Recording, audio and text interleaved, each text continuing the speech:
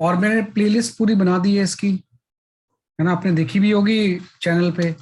कैनाबिटिक्स chapter की पूरे 11 lecture की प्लेलिस्ट है ना। तो कभी भी कोई कंफ्यूजन आए तो उसको आप देख लेना। भाई टेक्नोलॉजी का फायदा थोड़ा होना चाहिए ना। भाई जैसे आप ऑफलाइन जो क्लास करते हो उसमें तो ये सब फैसिलिटी अवेलेबल है ही नहीं। भाई आपने पढ़ा, लिखा, हो गया, आप दोबारा फिर से मैं पढ़ाऊंगा तभी पढ़ पाओगे आप। लेकिन यहाँ पे तो पॉसिबल है ना कि कोई भी लेक्चर है उसकी रिकॉर्डिंग हो सकती है, वो रिकॉर्डिंग हमने प्रिजर्व कर ली है। तो कभी भी आपको लगता है कि नहीं मुझे प्रोजेक्टाइल मोशन रिवाइज करना है तो उसको देख लिया फिर से आपका। तो प्लेलिस्ट का फायदा ये होता है कि उसमें सीक्वेंस वाइज चैप्टर आ जाते हैं। तो आप चैनल का प्लेलिस्ट चेक कर लेना, उसमें काइनेमेटिक्स पूरा मैंने बना दिया है 1 से लेकर 11 लेक्चर तक, है ना, एकदम सिक्वेंसली जो होगा। कंप्लीट होगा तो उसका मैं बना दूंगा। तो ऐसे ऐसे चैप्टर बढ़ते जाएंगे। WPE का भी बना दिया उसमें मैंने, इनफैक्ट वो तो शेयर भी किया था मैंने ग्रुप में। WPE के भी सारे लेक्चर्स बना दिए मैंने, है ना। तो उसको देखते रहो, जैसा भी है रेफर करते रहो आप उसे, है ना। तो जो आज का टॉपिक है that is your Newton's law of motion. तो आई सपोज कि हमने जो कवर कर लिया है, we have covered the forces and free body diagram. Forces and free body diagram, है ना, ये मैंने बता दिया आपको।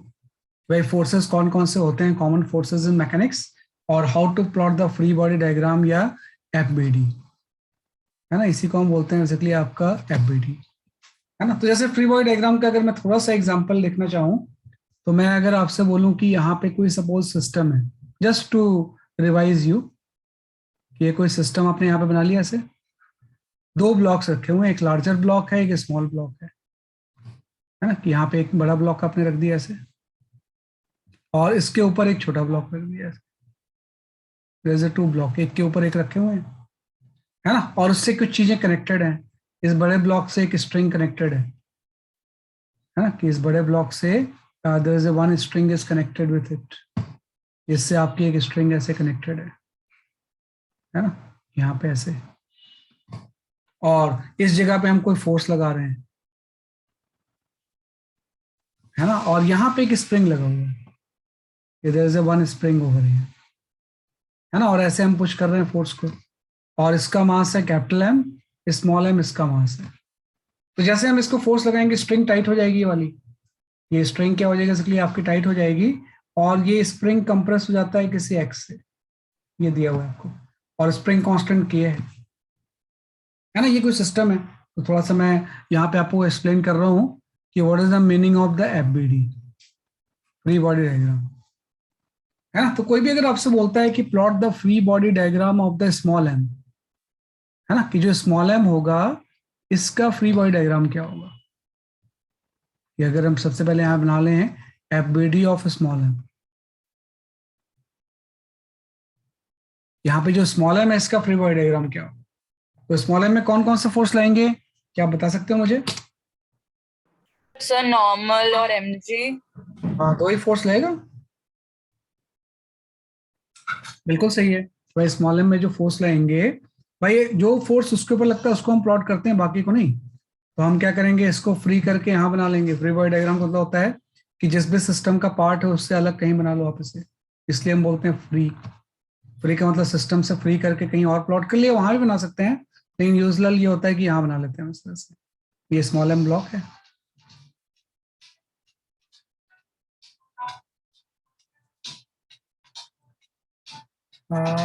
Wait for a moment.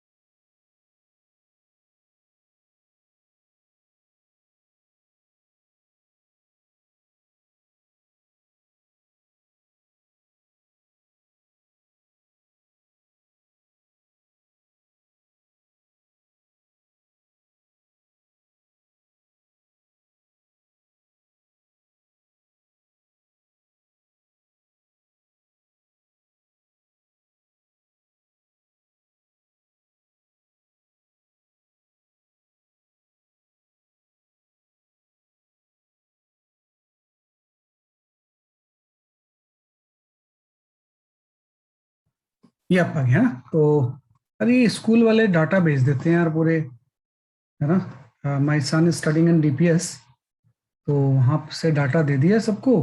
दिन भर फोन आते रहते हैं मुझे, ये एकेडमी वो एकेडमी स्कूल वाले का डाटा सबको पता होता है। दिन भर फोन आते रहते हैं। ये आपका गया है ना। तो स्मॉल एम का जब फ्री बॉडी डायग्राम आप बनाओगे ना, तो एक तो आपका वेट लग जाएगा ना, सिंपल चीज है, वेट तो होगा ही। और इस कॉन्टेक्ट से एक नॉर्मल लग जाएगा, नॉर्मल ऊपर लग जाएगा। बस दो ही फोर्स तो होंगे। बाकी स्प्रिंग वगैरह तो नीचे वाले ब्लॉक पे लगा हुआ है, तो उसको ऊपर वाले से क्या मतलब है। तो स्मॉल एम की फ्री बॉडी डायग्राम में वेट लग जाएगा और नॉर्मल लग जाएगा।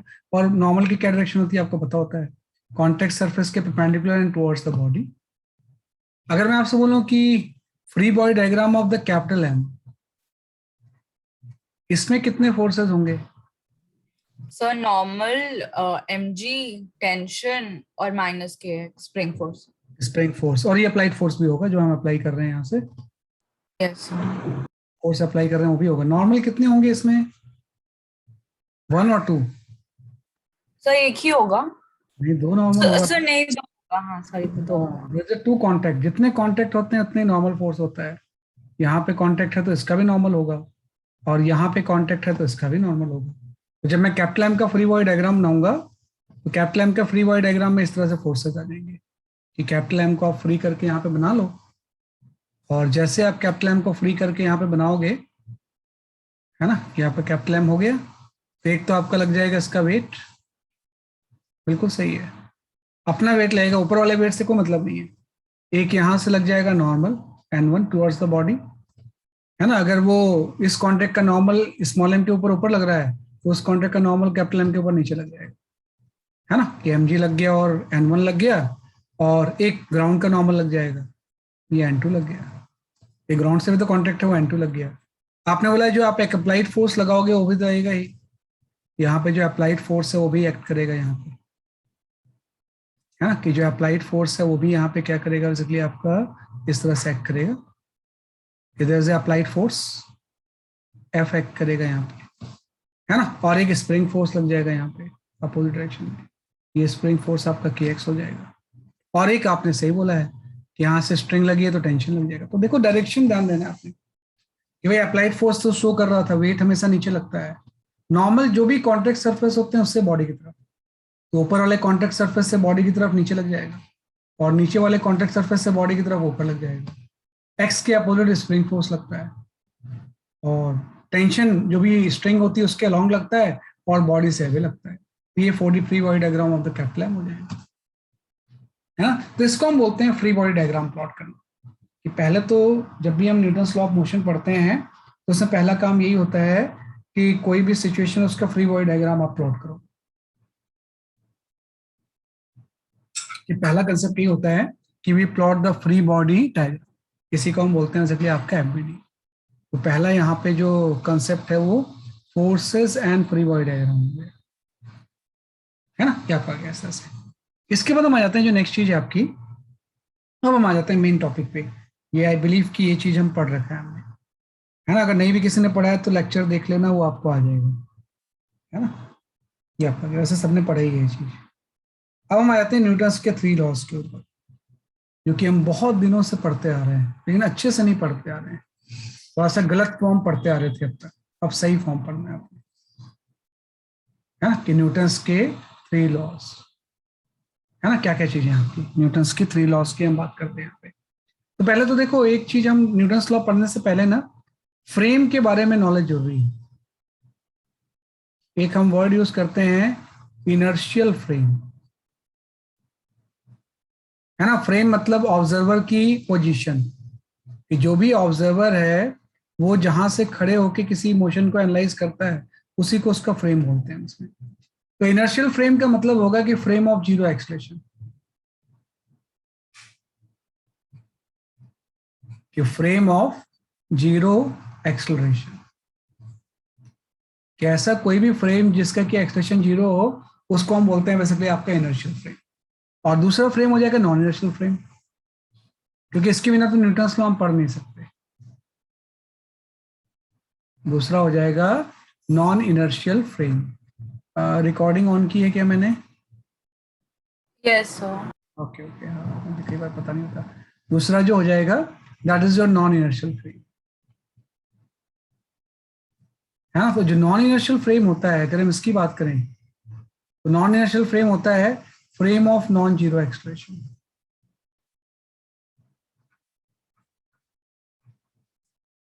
नॉन जीरो एक्सलरेशन,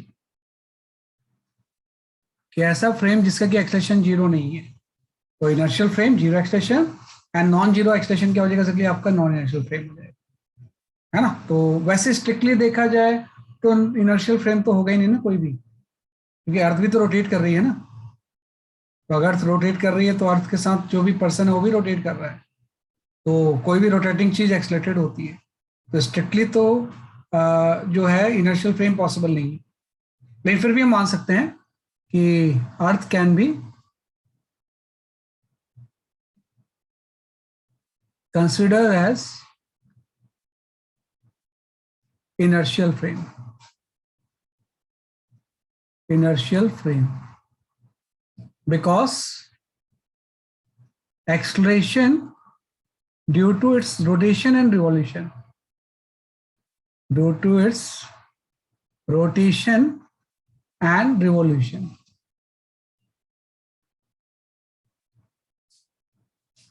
है ना, is negligible, है ना, as compared to,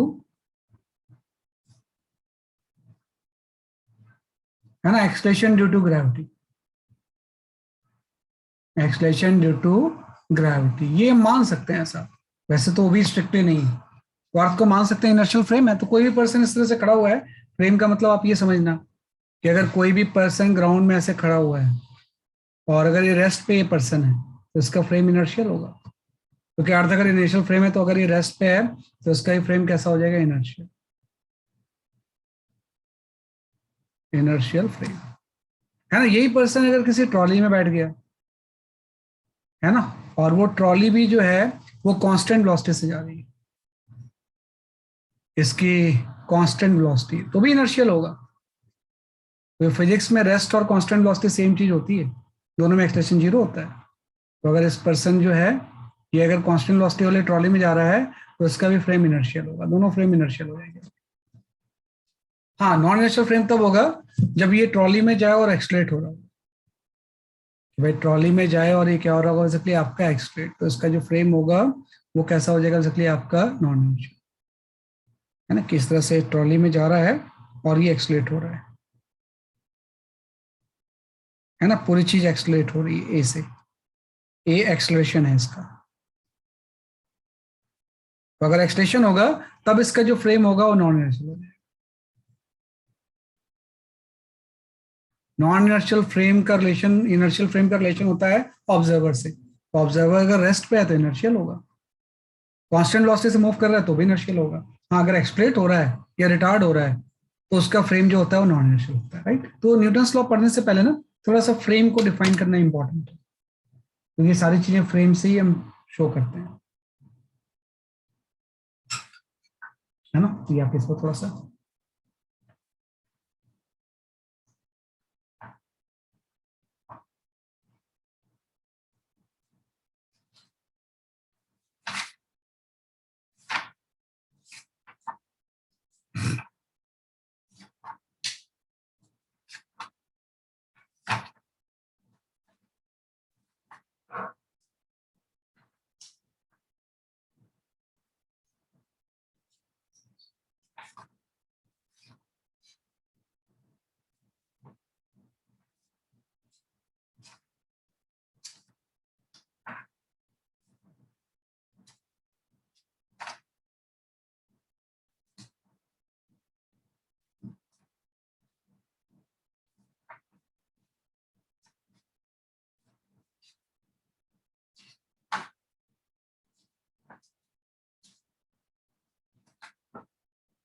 ठीक है, ये आपका आ जाएगा बेसिकली आपका, तो हम इसको सॉल्व कर लेंगे, ठीक है। तो ये आपका इनर्शियल है, नॉन इनर्शियल फ्रेम हो गया। अब हम आ जाते हैं न्यूटन्स लॉ के ऊपर। तो भाई न्यूटन्स के 3 लॉस कौन कौन से हैं, है ना, इसको बहुत अच्छे से पढ़ते हैं हम, कि मैंने बोला ना बुक्स में नॉर्मली थोड़ा सा उसमें गलत तो नहीं बोल सकते, उससे थोड़ा सा कम इंफॉर्मेशन रहती है ना, गलत तो नहीं होता है वो, अपने टाइम फ्रेम के अकॉर्डिंग सही होता है। तो हम यहाँ पे आ जाते हैं सबसे पहले Newton's first law. Newton's first law है ना। तो न्यूटन्स फर्स्ट लॉ के अकॉर्डिंग हम जानते हैं कि न्यूटन्स फर्स्ट लॉ को ये हम लॉ ऑफ इनर्शिया बोलते हैं। Newton's first law is known as a law of inertia, है ना। कि ये क्या होता है, एक्चुअली आपका लॉ ऑफ इनर्शिया होता है ना। तो ये बोलता है कि law of inertia in absence of external force, कि अगर कोई एक्सटर्नल फोर्स नहीं है, एब्सेंस ऑफ एक्सटर्नल फोर्स, है ना, in absence of external force when viewed from inertial frame.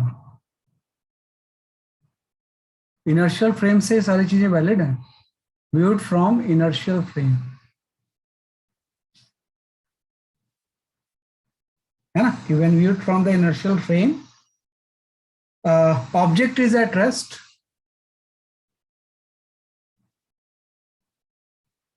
at rest, remain at rest, and object in motion,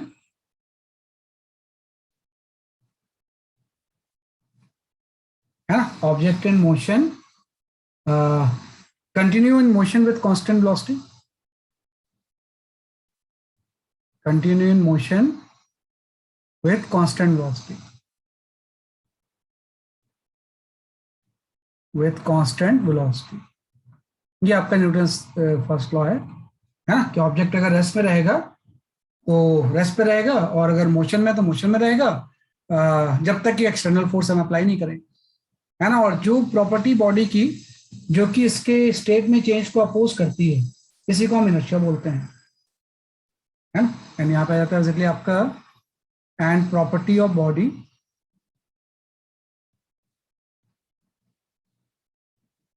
which resist change in its state, है ना, is called inertia, called inertia, है ना। and it depends on mass, and inertia, है ना, inertia which depends on mass, depends on mass। तो ये first law का ना कंप्लीट स्टेटमेंट है कि in absence of external force when viewed from inertial frame. ये अगर नहीं लगाओगे तो गलत हो जाएगा। 9th 10th में तो चल जाता, 9th में कि आप इसको नहीं भी लिखते, लेकिन आप अगर ये नहीं लिखोगे तो फिर गलत हो जाएगा, क्योंकि न्यूटन्स लॉ इनर्शियल फ्रेम में ही वैलिड होता है। When viewed from the inertial frame object is at rest, remain at rest, है ना, जब तक कि हम कोई फोर्स नहीं लगाएं। एंड जो जिस प्रॉपर्टी की वजह से अपनी चेंज को अपोज करता है उसी को हम इनर्शिया बोलते हैं। और इनर्शिया डिपेंड करता है मास के ऊपर, कि जिस बॉडी का मास ज्यादा होगा उसका इनर्शिया भी क्या होगा, बेसिकली आपका ज्यादा। तो इसके बहुत सारे इनर्शिया के एग्जांपल हैं। लाइक आप किसी ट्री को अगर शेक करते हो तो उससे फ्रूट्स डिटैच हो जाते हैं। तो फ्रूट तो रेस्ट पे रहना चाहते हैं, ट्री मूव कर रही है, तो दोनों के एक डिफरेंस आता है, डिटैच हो जाते हैं। या वो एक कार्ड वाला जो है कि ग्लास से इस तरह से अगर हम ले जाएं ऐसे, कि इस तरह से अगर कोई ग्लास है, इसके ऊपर आप एक कार्ड रख दो और इसके ऊपर आप कॉइन रख दो और यहाँ से उसको हिट करो कार्ड को, तो आपको पता है कार्ड आगे चले जाएगा, कॉइन वहीं गिर जाएगा। कॉइन क्यों वहां गिरेगा? क्योंकि इनर्शिया ऑफ रेस्ट की वजह से, कि इसके मोशन से उसके ऊपर फर्क नहीं पड़ेगा ना, वो तो अपने स्टेट को चेंज नहीं करना चाहेगा। तो इनर्शिया के बहुत सारे एग्जांपल्स हैं, राइट। तो वो आप जानते हो। और इनर्शिया जितना ज्यादा बॉडी का मास होगा उसका इनर्शिया क्या होगा, उतना ही ज्यादा होगा। तो न्यूटन्स फर्स्ट लॉ ये हो गया हमारे अकॉर्डिंग। इतने स्टेटमेंट का मतलब ये है कि अगर किसी बॉडी के ऊपर एक्सटर्नल फोर्स जीरो है तो उसका एक्सटेंशन भी जीरो होगा। इसका मतलब सिंपल सा ये है कि if net external force is zero,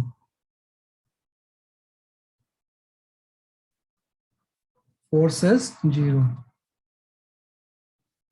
है ना, then acceleration will also be zero, will also be zero. ये मेरे बोलने का मतलब है कि बॉडी के ऊपर एक्सटर्नल फोर्स अगर जीरो है तो बॉडी का एक्सलेशन भी जीरो होगा, है ना। इनडायरेक्टली इसका मतलब ये है, लेकिन स्टेटमेंट वाइज ये आपको जानना चाहिए। ये तो फर्स्ट लॉ आ गया। फर्स्ट लॉ सिर्फ यही बोलता है कि अगर एक्सटर्नल फोर्स नहीं है तो एक्सलेशन बॉडी एक्सलेट नहीं हो सकती। अगर बॉडी को एक्सलेट करना है तो नेट एक्सटर्नल फोर्स चाहिए होगा, है ना। ये तो फर्स्ट लॉ है। ऐसे ही हमें आते हैं न्यूटन सेकंड लॉ,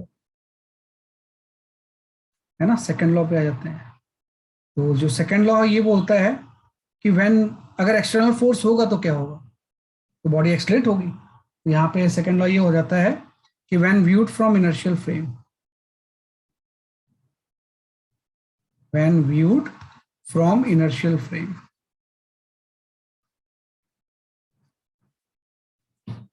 है ना, कि अगर हम इनर्शियल फ्रेम से व्यू करें, when viewed from the inertial frame, the acceleration of N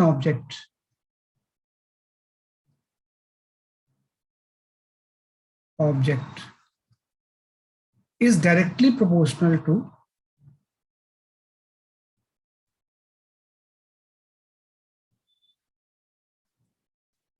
है ना, कि directly proportional to the net force acting on it, to the net force acting on it, and inversely proportional to the mass,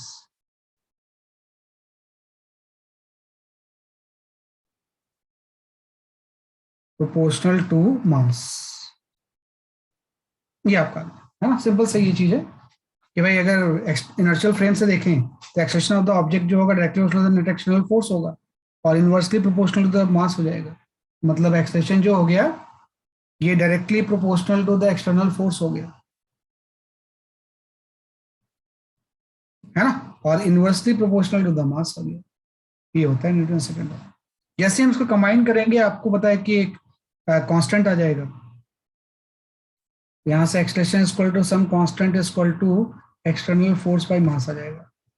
और ऐसा unit में इस constant की value 1 होती है। तो इनडायरेक्टली हम लिख सकते हैं कि एक्सटर्नल फोर्स किसके इक्वल होगा, मास इनटू एक्सलेशन के। ये आपका तो जस्ट आपका न्यूटन सेकंड लॉ का स्टेटमेंट ये है कि अगर एक्सटर्नल फोर्स जीरो है तो एक्सलेशन जीरो होगा, और एक्सटर्नल फोर्स जीरो नहीं है तो एक्सटर्नल फोर्स की वैल्यू मास इनटू एक्सलेशन के इक्वल होगी, है ना। इसकी जो इक्वल होगी किसके इक्वल हो जाएगी, बेसिकली आपके मास इनटू एक्सलेशन के, है ना। लेकिन आपको पता है कि इसके ज्यादा ऑथेंटिक जो स्टेटमेंट है ना, क्योंकि इस चैप्टर में इसका ज्यादा यूज है इसलिए हम इसको इस फॉर्म में लिख रहे हैं। अदरवाइज ये ज्यादा अच्छा होता है जो मोमेंटम का चेंज होता है, कि हम इसको इस तरह से लिखते हैं कि the rate of change of momentum, change of momentum, दोनों चीजें एक ही है, मैंने क्लास में बताया भी था। Momentum is directly proportional to the applied force,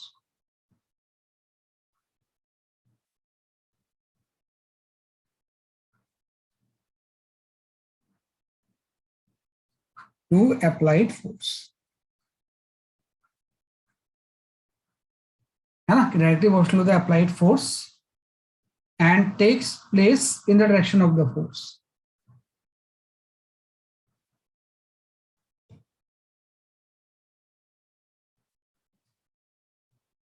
in the direction of force,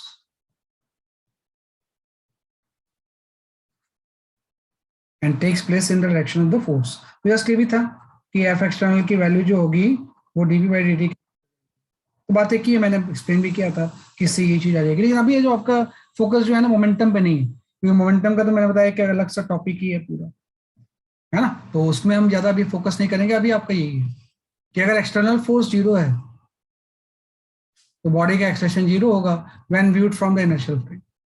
और सेम इनर्शियल फ्रेम से अगर हम देखेंगे अगर एक्सटर्नल फोर्स जीरो नहीं है तो एक्सटर्नल फोर्स किसके इक्वल होगा, mass into acceleration. This is second law, है ना। ये सेकंड लॉ आपने लिख लिया, ये आपके फर्स्ट लॉ है सेकंड लॉ।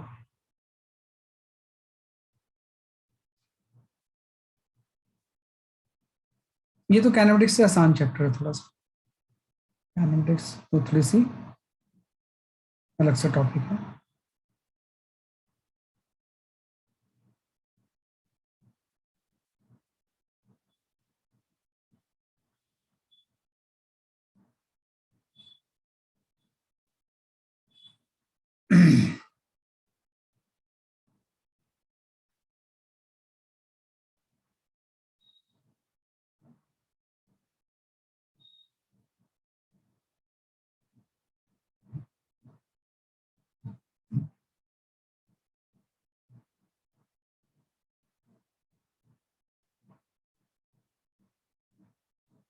ठीक है, तो ये आपका आ गया Newton's first law, and second आपने लिख दिया बेसिकली आपका न्यूटन सेकंड लॉ, है ना, कि first law and second law आपने इसमें डिस्कस कर लिया, है ना, कि first law and second law discuss कर लिया। अब इसके बाद हम जाते हैं नेक्स्ट चीज जो है, that is your third law, है ना, यहाँ पे हम जाते हैं। Sir, 1 second, can you show the previous, please? अच्छा अच्छा, शो कर रहा हूँ।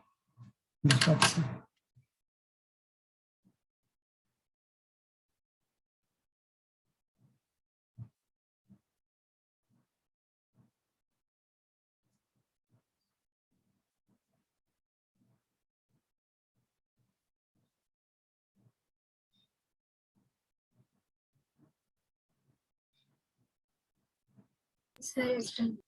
ओके, है ना, ये आप कर लिया इस तरह से। तो हम आ जाते हैं न्यूटन्स थर्ड लॉ के ऊपर। हाँ, थर्ड लॉ भी बड़ा कंसेप्चुअल चीज है, बहुत ऐसा मतलब उसमें भी कई बार हम गलत सोचते हैं, है ना, कि न्यूटन्स थर्ड लॉ के ऊपर आ जाते हैं, that is your third law, है ना। तो थर्ड लॉ ये बोलता है कि for every action force there is a equal and opposite reaction force, है ना, ये तो होता है कि for every action force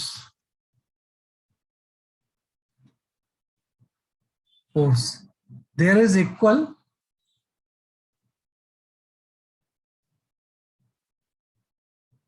and opposite reaction force,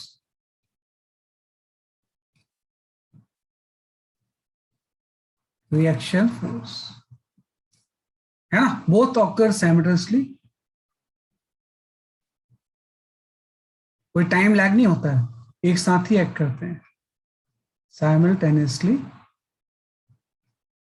है ना, कि both occur simultaneously and for every action force there is equal and opposite reaction force, both occur simultaneously, and इसको हम ले सकते हैं आपका एंड ऑफ सेम नेचर, दोनों सेम नेचर के होते हैं, एंड एक्ट ऑन से different bodies, act on two different bodies, different bodies. कभी भी एक्शन और रिएक्शन एक ही बॉडी पे नहीं लगता है, एक पे अगर एक्शन लग रहा है दूसरी बॉडी पे रिएक्शन लगता है।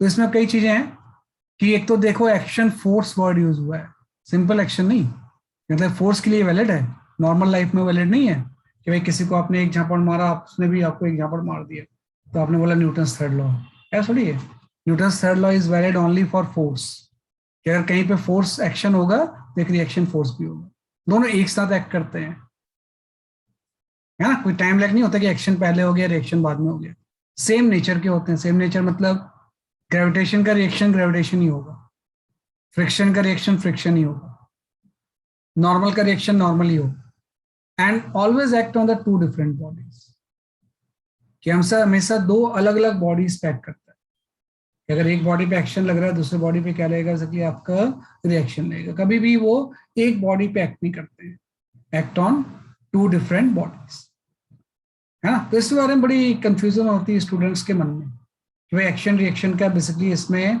यहाँ पे मतलब क्या है ना, कैसे हम एक्शन रिएक्शन आइडेंटिफाई करें। जैसे मैं अगर आपसे यहाँ पे पूछूं कि सपोज आपका इस तरह से कोई आपका सरफेस है, या अर्थ ले लेता हूं मैं, ज्यादा अच्छा रहेगा, ज्यादा अच्छा उसको समझेंगे हम, पूरा अर्थ के टर्म्स में बना लेते हैं हम, यहाँ पे अर्थ बना लेते हैं ऐसे, है ना, कि आपका अर्थ है, क्योंकि फर्दर एक्सप्लेन करने के लिए मुझे उसकी जरूरत पड़ेगी, है ना, कि आपने इस तरह से अर्थ बना लिया, है ना, और अर्थ के सरफेस पे आपने यहाँ पे एक कोई ब्लॉक रख दिया ऐसे,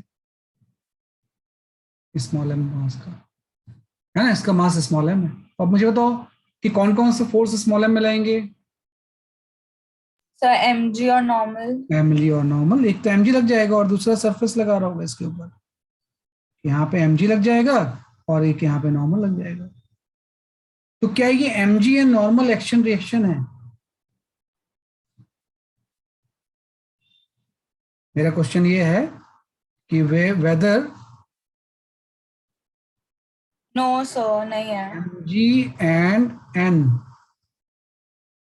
are action reaction pair। No sir. यार तो आपने बोला, सही बात बोला है कि नो, नहीं है ना, ये दोनों एक्शन रिएक्शन पेयर नहीं है। क्यों नहीं है एक्शन रिएक्शन पेयर ये? तो पहली बात तो ये एक ही बॉडी पे लग रहे हैं। हाँ, एक ही बॉडी पे एक्शन रिएक्शन थोड़ी लगते हैं। और दूसरी चीज क्या है? एक तो है ये कि एक ही बॉडी पे कभी लग ही नहीं सकता है एक्शन रिएक्शन, और दूसरा क्या है, दोनों सेम नेचर के भी तो नहीं है। ग्रेविटेशन है, दूसरा नॉर्मल है, तो भी नहीं एक्शन रिएक्शन हो सकता है ना। तो ग्रेविटेशन का रिएक्शन ग्रेविटेशन ही होगा, है ना। मतलब इसके इस पूरे चीजों का मतलब होता है forces comes in pair, comes in pair, हमेशा ये पेयर में आते हैं। तो ये दोनों हो ही नहीं सकते एक्शन रिएक्शन पेयर। तो फिर एक्शन रिएक्शन पेयर होंगे क्या? तो उसके लिए आपको क्या करना पड़ेगा ना, एक्शन रिएक्शन पेयर के लिए अर्थ को कंसिडर करना पड़ेगा। जैसे आपने ब्लॉक के ऊपर बनाया कि ब्लॉक को आपने ऐसा ले लिया कि भाई ये mg है और इसके ऊपर नॉर्मल लग रहा है। अगर मैं अर्थ को कंसिडर करूं ऐसे ही अलग से कंसिडर कर लेता हूं, थोड़ा सा फ्री करके वहां से, है ना, तो अर्थ के ऊपर भी तो फोर्स लगेगा, ग्रेविटेशन। ये अगर अर्थ ऐसी है, तो जैसे अगर अर्थ ब्लॉक को अपनी तरफ अट्रैक्ट करती है, तो सेम फोर्स से ये ब्लॉक भी अर्थ को अपनी तरफ अट्रैक्ट करता है। तो इसके भी सेंटर पे जो है ना, एक mg फोर्स ऊपर की तरफ लग रहा होगा। हमेशा ऐसा होता है कि अगर अर्थ किसी बॉडी को अपनी तरफ अट्रैक्ट कर रही है, तो बॉडी भी अर्थ को अपनी तरफ अट्रैक्ट करता है। हाँ, अर्थ के ऊपर उसका कोई खास इफेक्ट नहीं होता क्योंकि उसका मास बहुत यूज है, तो इन फोर्सेस तो इक्वल होते हैं। और वैसी चीज है कि अगर इस कॉन्टेक्ट सरफेस का नॉर्मल अगर ब्लॉक के ऊपर ऊपर लग रहा है, तो इसी कॉन्टेक्ट का नॉर्मल अर्थ के ऊपर नीचे लगेगा, यहाँ पे एक नॉर्मल लग जाएगा। अब सही है, दो डिफरेंट बॉडीज आ गई, एक अर्थ हो गया और दूसरा ब्लॉक हो गया। तो अगर मैं बोलता हूं कि ये वेट अगर एक्शन है, तो इसका रिएक्शन पेयर ये हो जाएगा। सही है कि भाई एक्शन एंड रिएक्शन अलग बॉडी पे लग रहे हैं और दोनों सेम नेचर के हैं और अपोजिट डायरेक्शन भी है। ये इस नॉर्मल को जो ब्लॉक के ऊपर लग रहा है, अगर मैं इसको एक्शन बोल रहा हूं, तो ये जो नॉर्मल अर्थ के ऊपर लग रहा है ये रिएक्शन हो जाएगा। दोनों सेम नेचर के हैं, अपोजिट डायरेक्शन के हैं, और दोनों डिफरेंट बॉडीज पे लग रहे हैं। तो ध्यान रखना, वेट एंड ये एक्शन रिएक्शन नहीं है, बल्कि एक्शन रिएक्शन जो है वो बेसिकली आपके डिफरेंट चीजें हैं। तो इस तरह से कर सकते हैं सर, है ना। तो ये समझना होता है आपको थोड़ा सा न्यूटन्स लॉ में, एक्शन रिएक्शन हम पेयर किस तरह से बेसिकली आपका आइडेंटिफाई करें, है ना, कि किस तरह से आप एक्शन रिएक्शन इसमें आइडेंटिफाई करते हैं।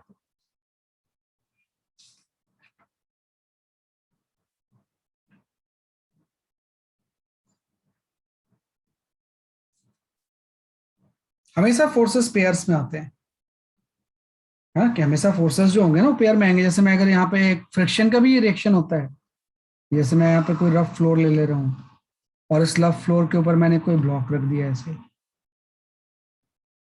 है ना, किस तरह से मैंने ब्लॉक रख दिया, और ये ब्लॉक जो है आपके इसके ऊपर मूव करता हुआ जा रहा है ऐसे किसी भी से, तो इस ब्लॉक के ऊपर फ्रिक्शन बैकवर्ड लगेगा काइनेटिक नेचर।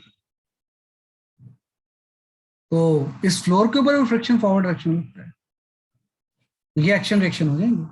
कि फ्रिक्शन का भी क्या होता है, बेसिकली आपका रिएक्शन होता है। वैसे तो फ्रिक्शन हम डिटेल में पढ़ेंगे, लेकिन मैंने बता दिया कि हमेशा एक्शन रिएक्शन पेयर होते हैं, है ना। Forces always comes in pair, हमेशा फोर्सेस पेयर में होते हैं।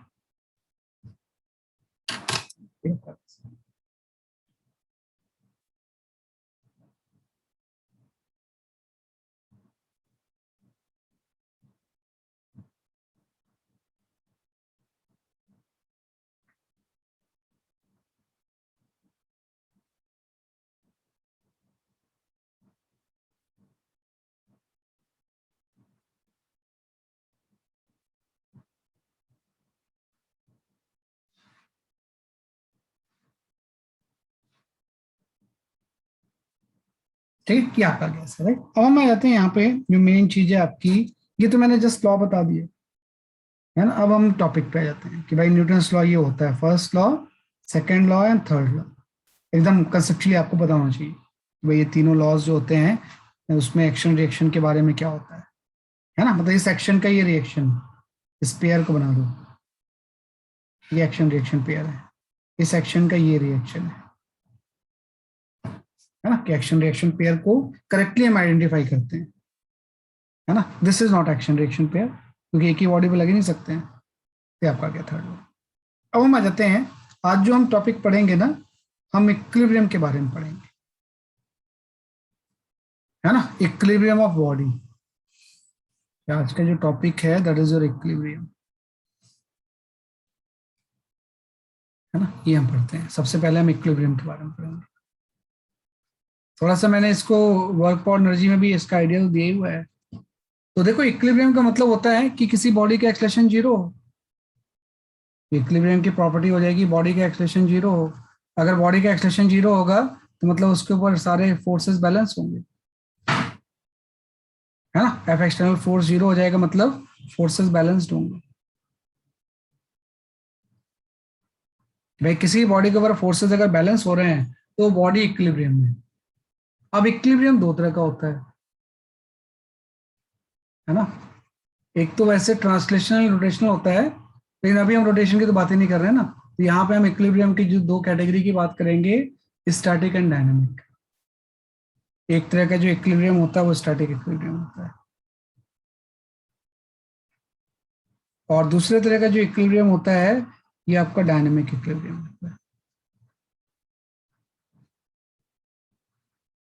इक्विलिब्रियम तो एक तो आपका स्टैटिक हो जाएगा और दूसरा क्या हो जाएगा, डायनामिक हो जाएगा। डायनामिक स्टैटिक का मतलब हो जाएगा बॉडी रेस्ट पे है, इज एट रेस्ट, और डायनेमिक का मतलब हो जाएगा कि कांस्टेंट वेलोसिटी से मूव कर रही है।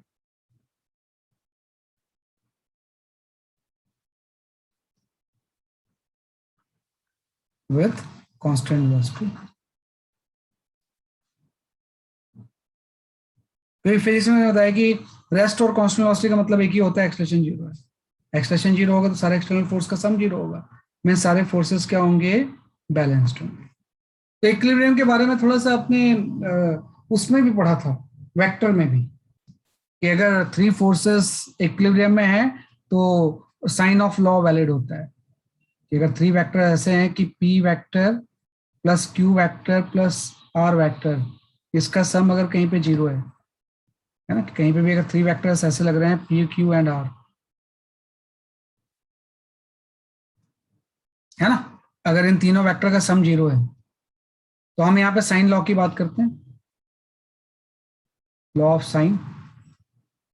लॉ ऑफ साइन को ही हम लेमिस थ्योरम बोलते हैं, है ना। जब फोर्सेस में ये चीज अप्लाई करते हैं तो उसी को लेमिस थ्योरम बोलते हैं। लॉ ऑफ साइन तो किसी भी केस में वैलिड हो सकता है। तो आपको पता है पी का magnitude divided by sine of alpha, alpha ये एंगल हो जाएगा, इक्वल टू क्यू का magnitude by sine of angle beta. अगर क्यू ये है तो बीटा एंगल आप ये वाला ले लोगे आप, और आर का magnitude divide by sine of gamma हो जाएगा, ये आपका गामा एंगल हो गया। तो इसी को साइन लॉ बोलते हैं हम। This law is simply known as a sine law. Sine law के अकॉर्डिंग ये चीजें वैलिड होंगी आपकी, है ना, कि P by sine alpha Q by sine beta equal to R by क्या हो जाएगा इसलिए आपका साइन गामा हो जाएगा, है ना। तो इस तरह से हम इसको एनालाइज करते हैं, है ना, कि आर बाई क्या हो जाएगा इसलिए आपका साइन गामा हो जाएगा, है ना। तो ये आपका होता है लॉ ऑफ साइन या लैमिस थ्योरम, है ना। किसी को हम बोलते हैं लॉ ऑफ साइन या लैमिस थ्योरम, है ना। तो ये यूज होगा, अदरवाइज तो आप रिजॉल्व करके फोर्स को बैलेंस कर दो, ज्यादा अच्छा होता है इक्विलिब्रियम में ना। Resolve the forces and balance, and balance, भाई फोर्सेस को आप रिजॉल्व कर दो और उसको बैलेंस कर दो, हाँ, कि फोर्सेस को रिजॉल्व करके बैलेंस करना ज्यादा अच्छा होता है as compare to applying the Lami's theorem. नहीं, जो भी आपको सुटेबल लगता है वो आप यूज करोगे, है ना, कि जो भी आपको सुटेबल लगता है उस चीज को हम क्या करेंगे इसमें यूज करेंगे, है ना। जैसे कि अगर मैं आपसे बोलूं यहाँ पे एक, जैसे पहले इसको लिख लो आप इस तरह से,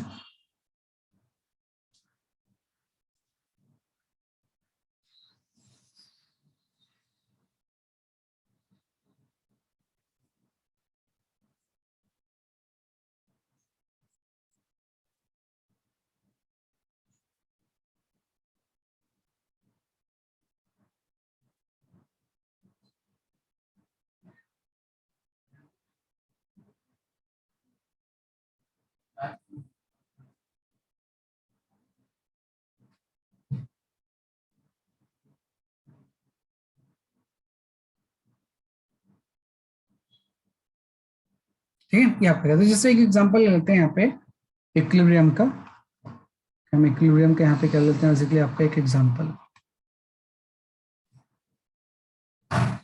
है ना। मतलब बाद में तो मैं न्यूमेरिकल दूंगा, लेकिन अभी तो जस्ट मैं ऐसे एग्जांपल ड्रॉ कर दे रहा हूँ, है ना, कि भाई इस तरह से कोई स्ट्रिंग है, एक स्ट्रिंग आपकी यहाँ लग गई ऐसे, और एक स्ट्रिंग यहाँ पे लग गई ऐसे,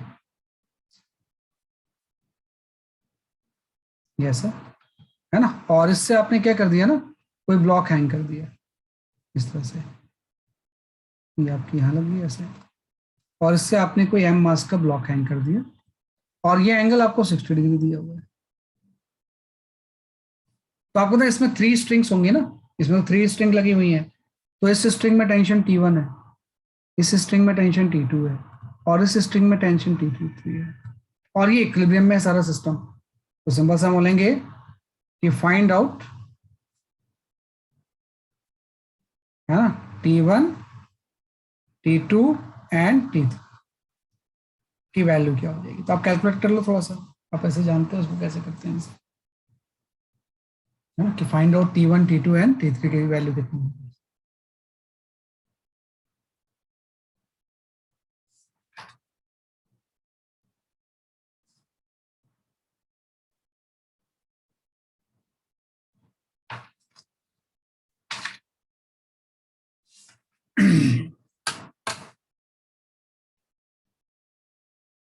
मैं T1 में तो कोई वो नहीं है, T1 तो mg के इक्वल होगा, है ना। T2 एंड T3 कितना होगा इसको कैलकुलेट करो जरा।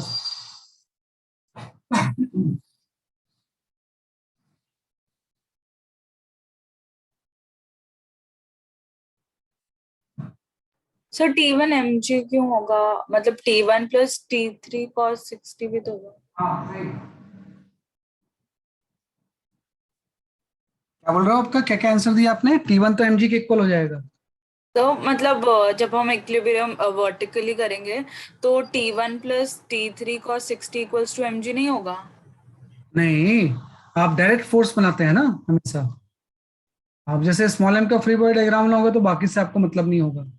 हम बोलेंगे यहाँ पे वेट आ गया, और यहाँ पे T, okay sir, got it.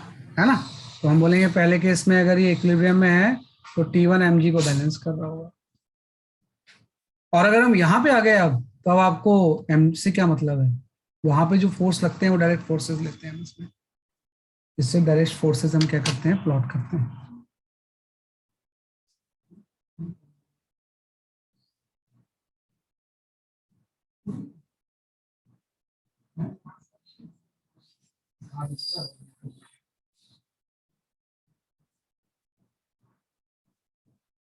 है ना, T1 तो mg के इक्वल हो गया, बाकी T2 and sir T3 sir T2 हो जाएगा √3 mg और T3 2 mg। हाँ सही बोल रहे हैं इसमें, इन्होंने सही बोला है। क्या करना है आपने कि एक तो मेथड 1 है जो हम बोल रहे हैं कि मेथड 1 की अगर हम बात करें, दोनों मेथड बताता हूँ मैं आपको। मेथड 1 हो गया resolve and balance, resolve and balance, कि भाई रिजॉल्व करके आप बैलेंस कर दो तो T1 तो mg आ ही गया। अगर मैं इस डॉट की बात करूं, इसका अगर मैं कंसिडर करूं कि यहाँ पे कौन कौन से फोर्सेस लग रहे हैं, तो आपको तो एक तो T3 लग जाएगा ऐसे, एक आपका इस तरफ T2 लग जाएगा, और इस डायरेक्शन में आपका T1 लग जाएगा, और ये एंगल आपका 60 डिग्री है। तो हम क्या करेंगे ना, इसमें देखो T2 तो हॉरिजॉन्टल है, T1 वर्टिकल है, इसको तो रिजॉल्व करने की जरूरत नहीं, जो एंगल पे होता है वही तो रिजॉल्व होता है। तो इस T3 के 2 कंपोनेंट हो जाएंगे, T3 का एक कंपोनेंट यहाँ पे आ जाएगा, ये आपका हो जाएगा T3 cos 60, और इस T3 का एक कंपोनेंट हॉरिजॉन्टल होगा, ये कंपोनेंट हो जाएगा T3 sin 60। जहां से एंगल बनता है वहां पे कॉस आता है, ब्लैंक वाली जगह पे साइन आता है। तो आपको तो अगर ये मूव नहीं कर रहा है पॉइंट, मतलब इक्विलिब्रियम ऑफ हॉरिजॉन्टल फोर्सेस, हम सबसे पहले करेंगे of balance horizontal forces, balance horizontal forces अलग अलग कर लेते हैं। हॉरिजॉन्टल फोर्सेस को बैलेंस करेंगे तो T2 T3 sin 60 के इक्वल हो जाएगा, या पहले वर्टिकल कर लो, balance vertical force, vertical force. तो अगर वर्टिकल फोर्स बैलेंस करेंगे तो जो T1 डाउनवर्ड है वो T3 cos 60 को बैलेंस कर रहा होगा, तो इससे T3 की वैल्यू आ जाएगी ना, T1 तो mg के इक्वल है, तो T3 जो आ गया cos 60 हाफ होगा तो ये 2mg हो जाएगा, तो T3 आ गया 2mg। ऐसे हॉरिजॉन्टल फोर्स को बैलेंस करेंगे, तो जब मैं हॉरिजॉन्टल फोर्स को बैलेंस करूंगा तो T2 की वैल्यू आपकी T3 sin 60 आ जाएगी। तो T3 तो अभी आपने बोला 2mg है, और sin 60 की वैल्यू कितनी होती है, √3/2। तो T3 2mg है तो 2 कैंसिल, ये चीज √3mg आ गई। तो यही आपको यूज करना है ज्यादातर, तो मेथड 1 ही यूज किया करो आप, कि जब भी इस तरह से केस आए तो आप फोर्सेस को रिजॉल्व कर लो, कि भाई जो चीज वर्टिकल है उसको रिजॉल्व मत करो, T1 एंड T3 T2 को, जो एंगल पे है उसके दो कंपोनेंट हो जाएंगे, और फिर हम ये बोलेंगे क्योंकि ऊपर नीचे नहीं जा रहा है, मतलब T3 cos 60 T1 से बैलेंस हो रहा होगा, अगर लेफ्ट और राइट वर्ड भी नहीं जा रहा मतलब T2 की वैल्यू T3 sin 60 हो जाएगी। तो इससे आपका आंसर आ गया कि भाई T1 जो होगा वो mg होगा, T2 जो होगा वो √3mg होगा, और T3 की जो वैल्यू हो जाएगी वो आपकी 2mg हो जाएगी। एकदम सिंपल यही करना है आपको। तो पहला तो कंसेप्ट आ गया रिजॉल्व एंड बैलेंस, है ना, कि पहला कंसेप्ट आपने ले लिया रिजॉल्व एंड बैलेंस।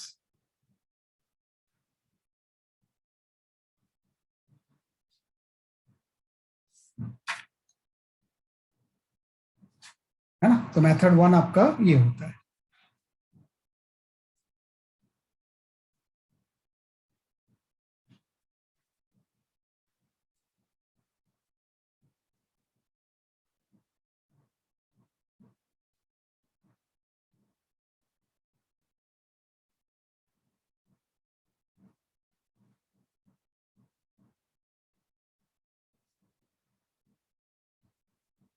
ठीक है, दूसरा आपका आ गया हम रिजॉल्व एंड बैलेंस के बाद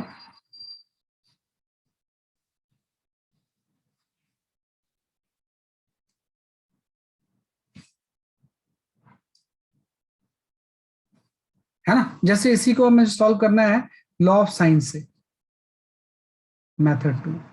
मेथड 2 में हम लॉ ऑफ साइन भी यूज कर सकते हैं या लामीज थ्योरम यूज कर सकते हैं। तो मैं इसका डायग्राम को बना लूंगा, इस तरफ T2 था, इस तरफ आपका T3 था, और ये जो चीज हो जाएगी ये mg हो जाएगी ऐसे, और ये वाला एंगल 60 डिग्री है ना। तो आप क्या करोगे, सारे एंगल बना लो आप, देखो ये 60 और 90 है तो ये पूरा एंगल 150 डिग्री हो जाएगा, ये 150 डिग्री होगा तो ये चीज आपकी 120 हो जाएगी, और ये चीज हो जाएगी 90 डिग्री। अब अगर ये इक्विलिब्रियम में है तो अगर मैं T2 vector plus T3 vector plus आपका mg वेक्टर, इस सबका सम जीरो होगा ना, इक्विलिब्रियम में वेक्टर तीनों का ट्रायंगल कंप्लीट होकर जीरो हो जाएगा। अब मैं इसमें साइन लॉ लगा लेता हूं, मैं यहाँ पे लिखूंगा T2 बाई साइन दूसरे का angle sine of 120, T3 by sine of 90, अगर T3 लें तो दूसरा एंगल, एंड आपका mg बाई साइन ऑफ 150। जब आ गया तो साइन ऑफ 120 का मतलब cos 30 डिग्री हो जाएगा, तो मतलब ये आपका T2 इक्वल टू आपका हो जाएगा √3/2। साइन ऑफ 90 तो आपका होता है 1 होता है, और साइन ऑफ 150 मतलब cos 60 हो जाएगा, तो mg डिवाइडेड बाई, बस आ गया ऐसे सॉल्व करके। तो T3 की वैल्यू 2mg आ गई, और जो आपका T2 होगा वो आपका √3mg के इक्वल हो जाएगा। तो सॉल्व करके T2 की वैल्यू आपकी 2mg आ गई, और जो T3 होगा वो आपका √3mg हो जाएगा।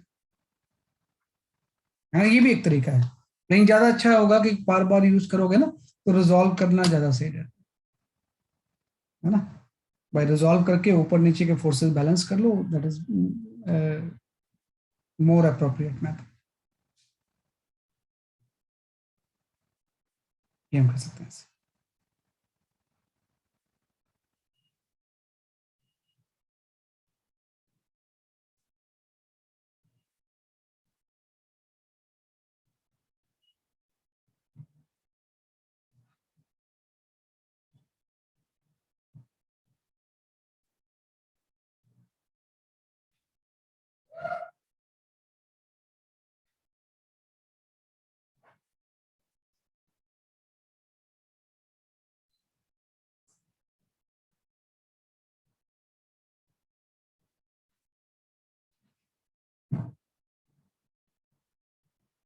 ठीक है, ये आपने कर लिया, राइट। दोनों मेथड से इस तरह के क्वेश्चन हमको अटेम्प्ट करने आने चाहिए, राइट। तो ये आपको थोड़ा सा, इसी को हम बोलते हैं इक्विलिब्रियम। तो सबसे पहले क्वेश्चन लॉज ऑफ मोशन में इक्विलिब्रियम के ही आते हैं। बाकी मैं अभी कुछ क्वेश्चन शेयर करता हूँ, उससे आपको ज्यादा अच्छा आइडिया मिलेगा। पहले आप इसको समझ लो।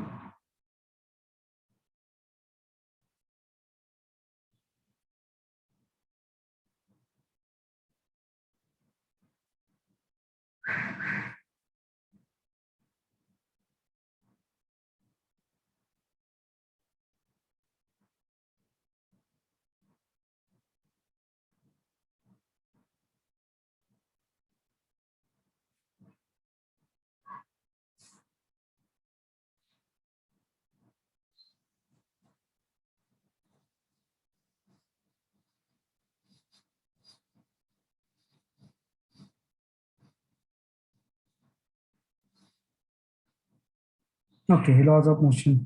वेट फॉर मोमेंट, थोड़ा गैलरी से ट्रांसफर करना है मुझे कुछ क्वेश्चन, उससे आपको थोड़ा सा।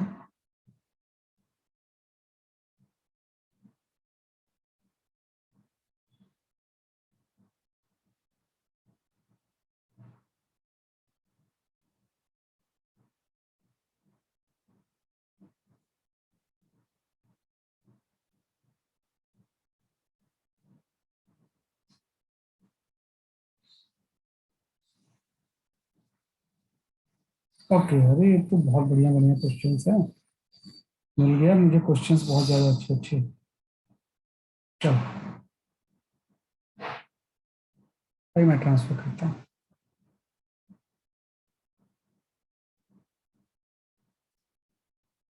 Okay, I share few numerical, है ना, उसके बाद करते हैं।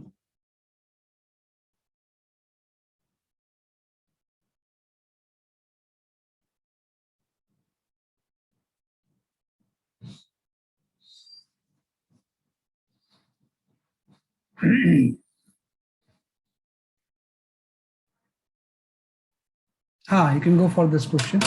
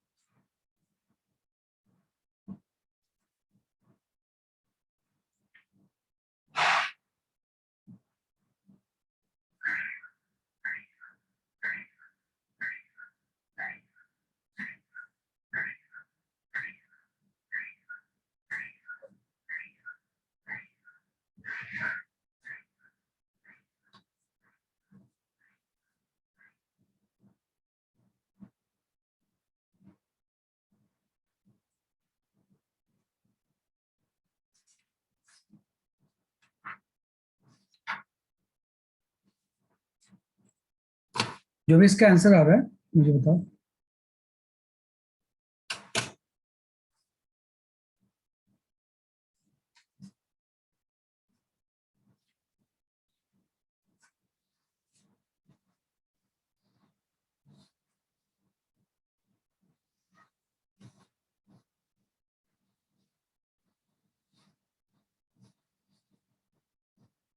हाँ, 90 सही है आपका आंसर।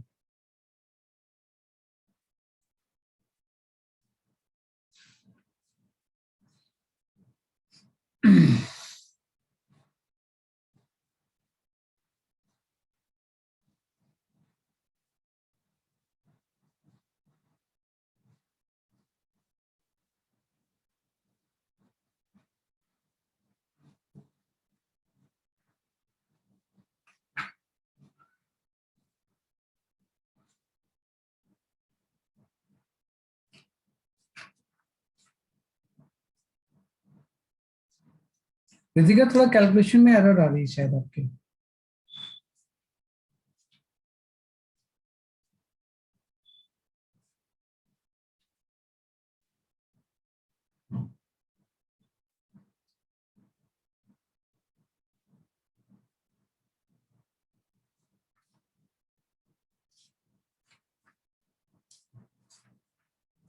तो आई थिंक डी ऑप्शन में एक और जीरो आना चाहिए, अच्छा, मतलब एक और जगह पॉइंट। में आ गई? ओहो, हाँ। चेक कर लेता हूँ। नहीं, सही तो है, सही है बेटा। देखो क्या होता है, अरे ये तो 100 न्यूटन दिया ही हुआ है ना आपको, मतलब एमजी की वैल्यू दे रखी है इसने। ओ ओके सर, तो मैंने एक जीरो ले लिया था। हाँ ठीक हाँ, है। नहीं नहीं, देखो ना यूनिट क्या दिया हुआ है, 100 न्यूटन। 100 न्यूटन वेट, मास दिया होता तो 100 केजी दिया होता ना, मतलब वेट के यस। न्यूटन दे रखा है इसने, तो वेट तो आपको दिया ही हुआ है नीचे एमजी। यहाँ का टेंशन आपने अभी चूज किया था, कि ये जो टेंशन होगा वो आपने ले लिया था T2 है, T2 लिया था, T3 लिया था, T3, और ये आपने T2 ले लिया था। और सेम केस ही तो है, देखो ये 30 एंगल है, मतलब वर्टिकल से तो 60 एंगल बन जाएगा ना। Sir, answer C is coming same. हाँ, ये अगर 30 है तो वर्टिकल 60 बन जाएगा। तो T3 की वैल्यू अभी तो आपने सॉल्व की है, ये आपकी √3 mg हो जाएगी। ये जो टेंशन होगा √3 mg के इक्वल हो जाएगा, तो √3 × mg की वैल्यू आपकी 100 है, और √3 की वैल्यू कितनी होती है, 1.732 इंटू 100, तो यहाँ से आपका 173.2 आ जाएगा न्यूटन। हाँ, ये क्वेश्चन मेरे ख्याल से आपके मेडिकल में ना कई बार आया हुआ है, मैं यहाँ पे देख रहा हूँ। हाँ, मेडिकल एंट्रेंस की PYQs में ना कई बार ये पूछा गया सेम क्वेश्चन, घुमा फिरा के, वैल्यूज चेंज कर करके खूब पूछते हैं इसे, है ना, कभी mg ले लिया, कभी इतना ले लिया, तो 173.2 आ गया। तो this D option is correct. अभी आपने सॉल्व किया करिए, जिससे भी करना चाहो आप, रिजॉल्व करके ज्यादा आसान होता है ना, तो हम कर सकते हैं।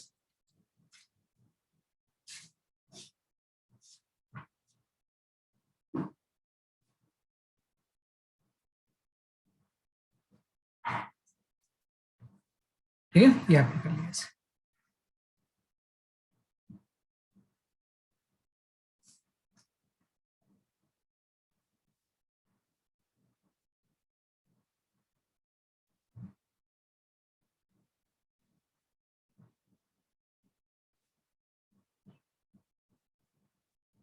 हाँ, you can go for this question first.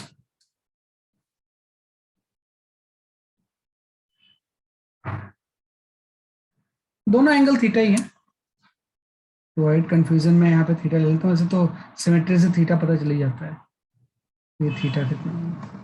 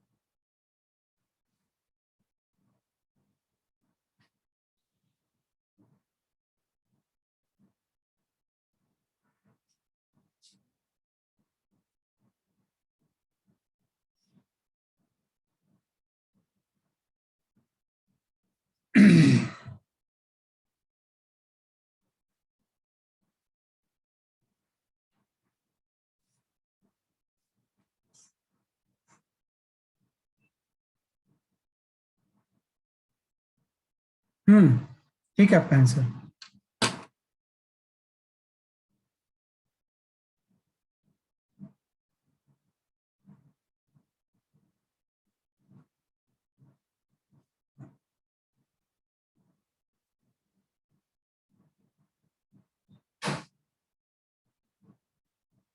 हाँ रितिका, सही है आपका आंसर।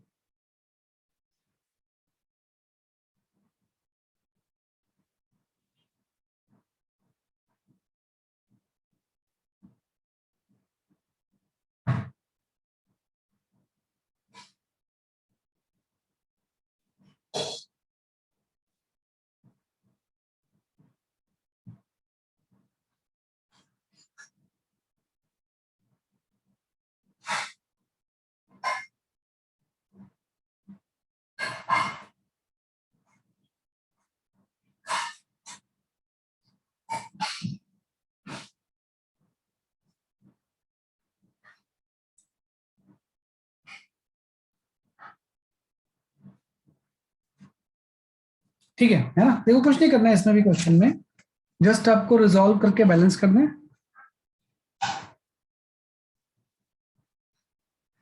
है ना, कि इसमें आपको जस्ट ऐसे करना है आपने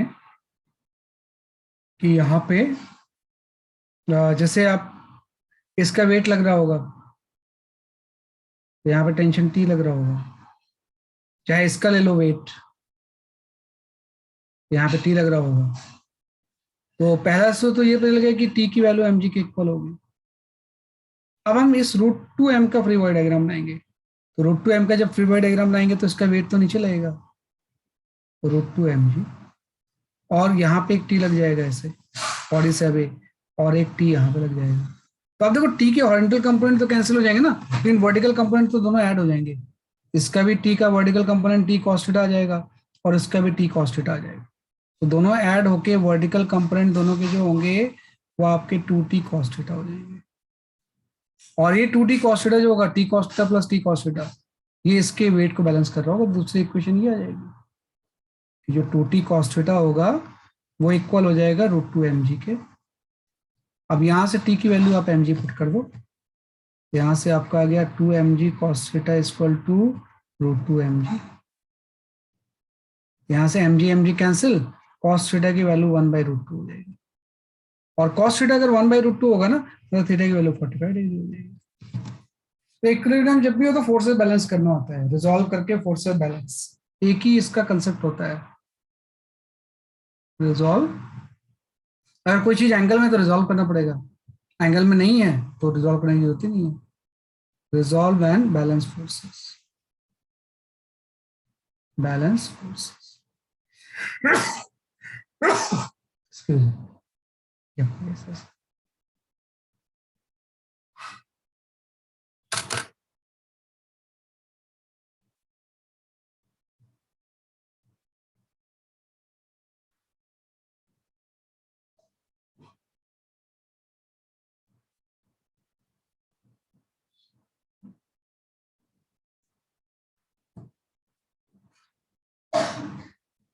ठीक है, आपने कर लिया ऐसे।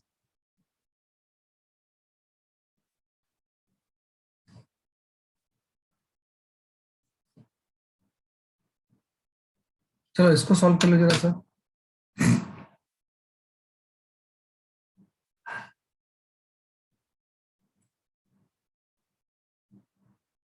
N A normal reaction A H पे है, और N B normal reaction B H पे, एच बी पे।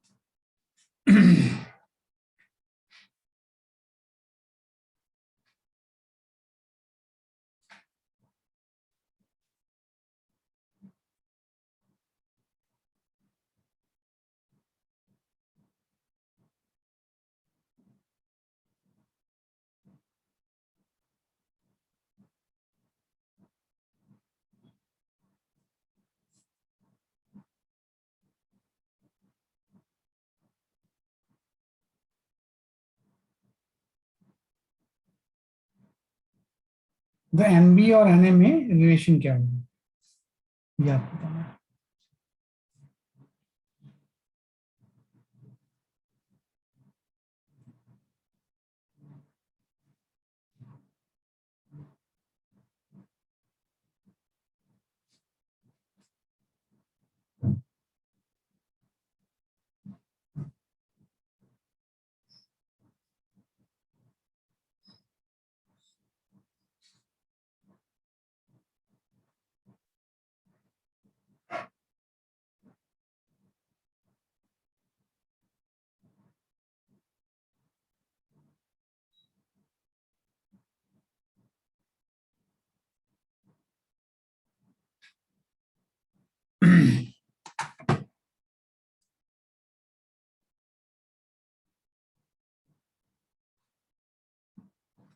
हाँ, Navya and Ritika, your answer is correct.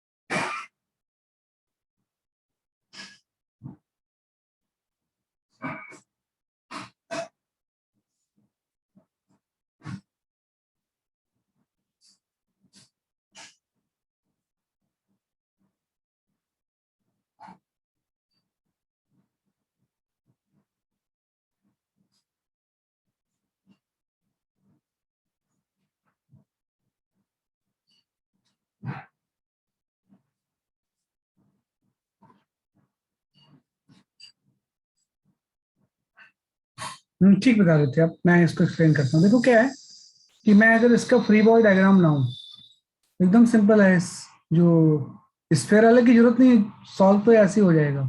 इसका वेट नीचे लगेगा, एक नॉर्मल यहाँ लग जाएगा ऐसे, ये नॉर्मल आपका हो जाएगा एन ए, और एक नॉर्मल यहाँ लग जाएगा ऐसे, ये नॉर्मल एन बी की तरफ हो जाएगा। कोई भी नॉर्मल सेंटर की तरफ ही होता है, क्योंकि टेंजेंट का परपेंडिकुलर नॉर्मल होगा ना, तो स्फेयर के सेंटर की तरफ होगा, और बॉडी की तरफ नॉर्मल होता है। तो थ्री फोर्सेस लगेंगे। अब इसको मैं थोड़ा सा यहाँ पे नहीं बना के थोड़ा सा अलग बना लेता हूँ स्फेयर को। हालांकि यहाँ पे मैं एक्सप्लेन कर सकता हूँ, लेकिन मैं थोड़ा सा क्लैरिटी चाहता हूँ। ये आपका स्फेयर आ गया। अब इसके फ्री बॉडी डायग्राम में आपने बोला एक तो आपका फोर्स वेट हो गया, इसका वेट तो सीधे ही आ गया ऐसे। अब ये जो नॉर्मल थे ना, एक्चुअली थोड़ा सा इसको पैरेलल शिफ्ट करके ऐसे बना सकते हैं, इसे कोई फर्क नहीं पड़ता है भाई। वेक्टर पैरेलल शिफ्ट कर लोगे तो कोई फर्क नहीं पड़ता है भाई। मतलब इस ए को शिफ्ट करके हम यहाँ पे ले गए, और बी को शिफ्ट करके इधर आगे ले गए, तो थ्री फोर्सेस को हम ऐसे शो कर सकते हैं। तो अब इससे थोड़ा समझना आसान हो जाएगा। वेट तो नीचे लग गया, यहाँ पे आप चूंकि ए को शिफ्ट करके यहाँ पे लेके आए थे, तो ये एन ए हो गया, और बी को शिफ्ट करके यहाँ पे ले गए तो एन बी हो गया। और ये एंगल कितने हैं आपको दिए हुए है क्वेश्चन में। एन ए वाला जो एंगल है वो 60 डिग्री है, ये वाला एंगल, और एनबी वाला एंगल 30 डिग्री है ना। बस आपको कुछ नहीं करना है कि अगर ये इक्विलिब्रियम में है तो वर्टिकल एंड हॉरिजॉन्टल डायरेक्शन में फोर्सेस बैलेंस होंगे। तो आप देखो एन ए का इस तरह यहाँ पे कंपोनेंट क्या आ जाएगा, Na sin 60 और NB के रिफ्लेक्शन कंपोनेंट क्या आ जाएगा, NB sin 30। बस इसी से काम चल जाएगा, वर्टिकल जरूरत है ही नहीं आपको, क्योंकि Na NB की वैल्यू थोड़ी पूछ रहा है कितनी होगी। अगर वैल्यू पूछता है mg के टर्म्स में कितनी होगी तो फिर वर्टिकल भी करना पड़ता है। तो आपको पता है अगर ये इस तरफ नहीं जा रहा है तो दोनों के साइन कंपोनेंट बैलेंस होंगे, मतलब Na sin 60 should be equal to NB sin 30, है ना। तो मतलब जो Na sin 60 की वैल्यू हो जाएगी √3/2 और NB इंटू ये हाफ हो जाएगा, हाफ ऑफ कैंसिल। तो यहाँ से NB की वैल्यू क्या होगी, अरे डी ऑप्शन इज करेक्ट, है ना। तो जो रिक्वायरमेंट होगी उसके अकॉर्डिंग चीजें कर लेते हैं हम, बहुत ज्यादा दिमाग नहीं लगाते हैं, जो रिक्वायरमेंट होता है उसी के अकॉर्डिंग सॉल्व कर लेंगे। वर्टिकल की जरूरत ही नहीं है आपको, क्योंकि तो रेशियो ही पूछ रहा है ना।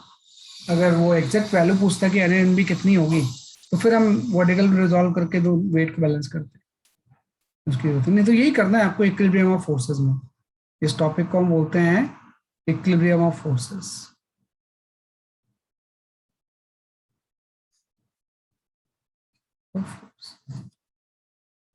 है ना। तो ये काफी इससे नीट में क्वेश्चंस आपसे पूछे जाते हैं, और कल नीट है भी, कल तो है नीट, है ना। देखते हैं क्या Yes. है भाई, है ना। मैं भी बड़ा एगर रहता हूँ, मैं 3 बार ही तो हम एगरनेस होती है हमारे अंदर, 4 बार इनफैक्ट, कि भाई बोर्ड में क्या पेपर आया, आपने CBSE बोर्ड ने क्या एग्जाम लिया, फिर आता है कि भाई आपसे नीट में क्या पेपर में आया, और JEE एडवांस में क्या है। मेंस का तो देखने का फायदा नहीं, 4-5 बार होता है यार, कितना देखेगा आदमी, 3-4 बार फेज में होता है, कितने पेपर देखेंगे उसे। तो सीधे एडवांस ही देखते हैं, वो एक पेपर होता है, 3 ही पेपर होगा, बाकी KVPY वगैरह भी देखते हैं पेपर। 4 पेपर ही मैं साल में देखता हूँ, KVPY किशोर वैज्ञानिक प्रोत्साहन योजना, प्लस आपका हो गया नीट का पेपर देख लेते हैं, है ना, CBSE का पेपर देख लेते हैं, और आपका लास्ट में जाता है बेसिकली आपका जी एडवांस्ड का। बस 4 पेपर ही काफी होता है, मेंस देखना बंद कर दिया मैंने। मेंस में हर 4-4 फेज में हो रहा है, एक ही फेज में करवाओ एग्जाम यार, बच्चे और कंफ्यूज हुए पड़े हैं।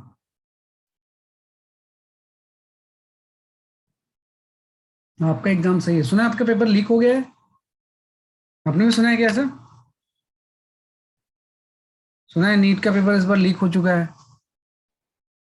सो मैंने तो कुछ नहीं सुना। No, हाँ, sir. नहीं सुना अभी, नहीं वैसे फेक न्यूज है वो, काफी वायरल हो रहा था अभी, ट्रेंडिंग चल रहा था कि नीट का पेपर लीक हो गया है, लोग भी एक से एक है नहीं, तो है ना, नहीं हुआ है वो है। फिर बाद में NTA ने क्लैरिफाई किया कि जस्ट किसी ने ऐसी अफवाह उड़ा दी एक दिन पहले, एक तो इतने 6 महीने बाद पेपर हो रहा है ना, ऊपर से अब लीक भी हो जाएगा तो और मुश्किल हो जाएगी, है ना। कम से कम 4 एग्जाम तो लीक नहीं होना चाहिए यार, ये जो 4 मैंने लिखे हैं, KVPY नीट ये और ये, है ना, ये बड़ा फेयर होना चाहिए, नहीं क्या पड़ेगा इस तरह से।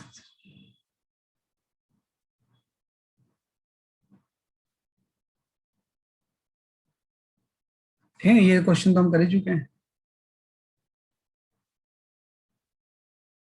हाँ, you can go for this question.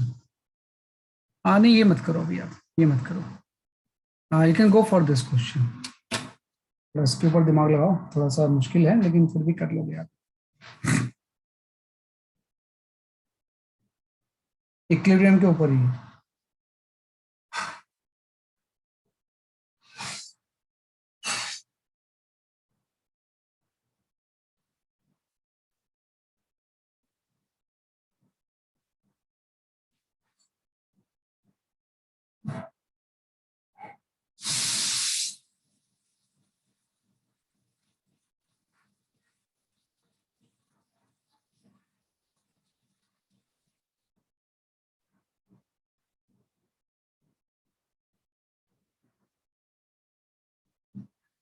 रे boy diagram, resolve and balance, तीन ही तो स्टेप होते हैं।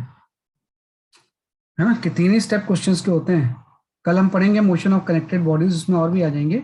अभी तो सिंपल सा है, फ्री बॉडी डायग्राम में रिजॉल्व किया, बैलेंस किया।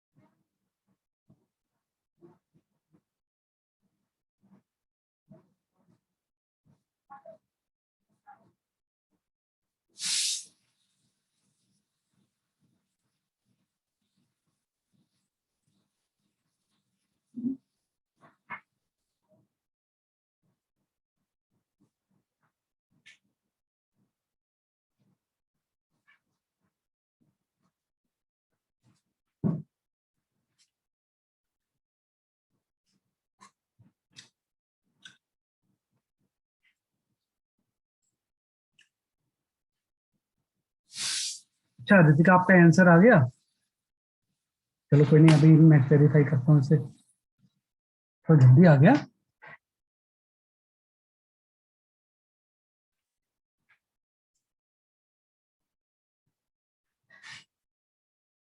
सर जो स्फीयर एक दूसरे पे जो फोर्स लगा रहे हैं उसका एंगल कैसे निकालेंगे वर्टिकल से? वो डिस्टेंस से निकाल लेंगे, रेडियस वगैरह दिया हुआ है ना आपको। Yes okay sir. रेडियस से डिस्टेंस का रेशियो से एंगल आ जाएगा ना।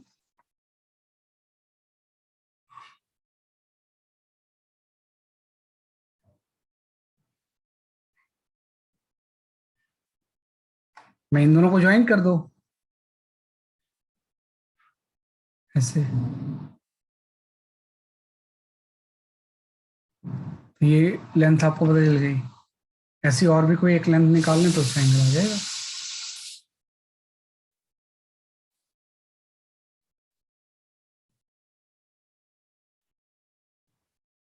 हाँ, इसमें अगर मैं ऐसा ले लूँ, एक ट्राइंगल यहाँ पे ऐसे, ऐसा, ए से बी के बीच का डिस्टेंस पता है, अगर बेस आ जाएगा तो भी निकाल लेंगे। वैसे ये भी पता है आपको? नहीं, लेकिन ये वहां पे टच करेगा आपको नहीं पता है ना, ये गलत है थोड़ा सा डायग्राम, है ना, ये डायग्राम सही नहीं है, क्योंकि वो टच करेगा आपको नहीं पता है ना ऐसे। वो तो ऐसा लग रहा है कि शो कर दिया मैंने ऐसा, मतलब डिस्टेंस सही आएगा।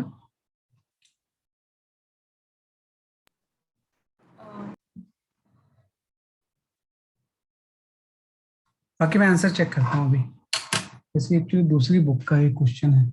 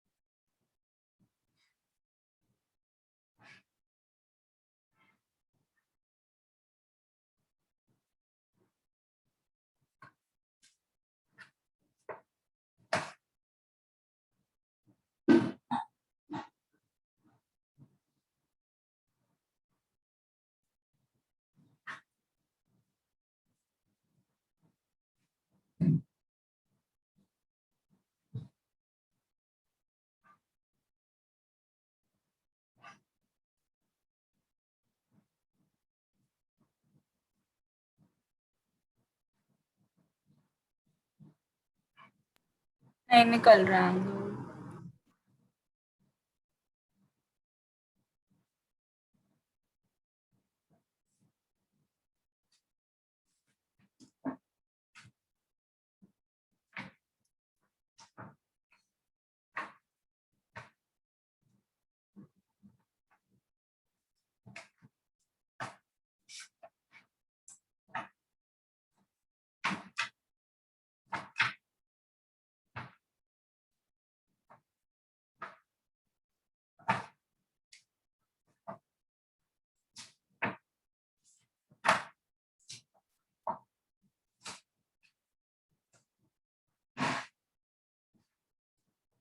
सर मेरा एंगल 45 डिग्री है। अच्छा, मैं एक मिनट आंसर चेक कर लूँ आपका, फिर मैं बताता हूँ।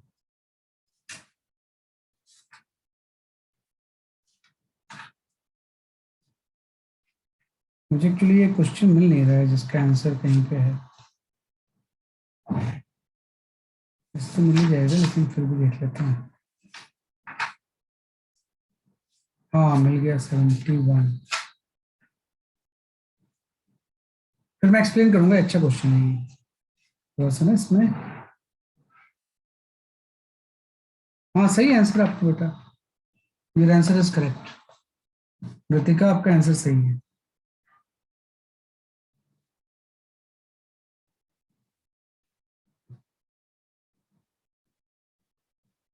एम ए 15 kg है और ये 600 है, तो न्यूटन में 150 एंड 600 हो जाएगा। एंगल कितना आ रहा आपका ऋतिका? Sir 45 degree. कैसे आया 45?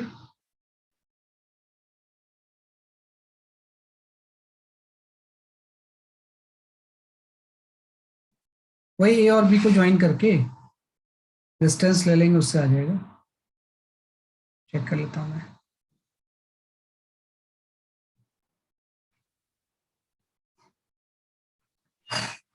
ज्वाइन करने के बाद समझ नहीं आ रहा। ऐसे ज्वाइन कर दिया ना आपने, ऐसे यस इसको यहाँ ले लिया, इसको टच मत करो, इससे आप टच करने में ना कंफ्यूजन हो जाती है। और एक आप ऐसा ले लो इस तरह से, समझा? तो जब आप ए और बी को ज्वाइन करोगे तो ए और बी के बीच की डिस्टेंस कितनी हो जाएगी? 18 + 12 है ना, तो 18 + 12 कितना हो जाएगा आपका? 30 हो जाएगा। तो ये चीज तो 30 सेंटीमीटर आ गई भाई। इसका रेडियस इतना है, इसका रेडियस इतना, ज्वाइन करेंगे ये तो आएगा। फिर उसके बाद मैं ये बेस निकाल लेता हूँ कितना है ये वाला। जैसे ए बी है, इसको मैं सी ले लेता हूँ, तो जो ए बी डिस्टेंस है वो तो 30 है। अब मैं ए सी निकालता हूँ कितना होगा।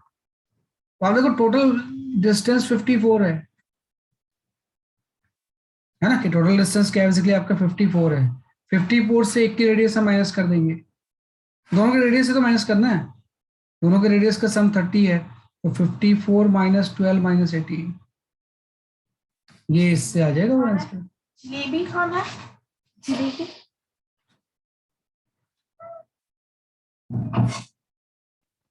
है ना, इससे आपका ये आंसर जो आ जाएगा, वो ये चीज आपकी 24 आ रही है। लेकिन इससे 45 एंगल तो नहीं आ रहा है बेटा, 45 एंगल तो नहीं आ रहा है इससे। इसमें कोई गलती तो नहीं कर रहा हूँ? आप देखो, इन दोनों को जब हम ज्वाइन करेंगे, तो जब हम ज्वाइन करेंगे तो ये डिस्टेंस तो हो जाएगी आपकी ये, कि भाई एक डिस्टेंस आपकी 12 हो गई, दूसरी 18 हो गई, तो ए और बी के बीच की डिस्टेंस 30 हो गई।